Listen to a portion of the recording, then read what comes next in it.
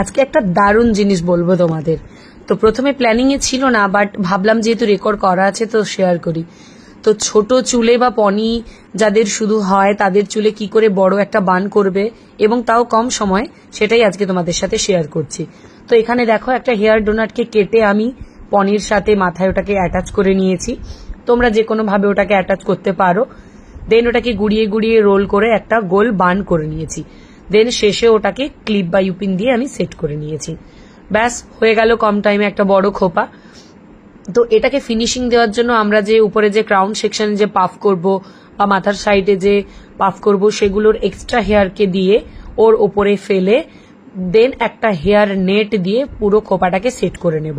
ওটার রেকর্ডটা নিতে আমি ভুলে গেছি, তো ওটা তোমরা নিজেরাই করে নিতে পারো। আর যদি বলো যে না আরো ডিটেলসে ভিডিও চাই তো কমেন্ট বক্সে এসে আমাকে জানিও, আমি ডিটেলস ভিডিও দিয়ে দেবো।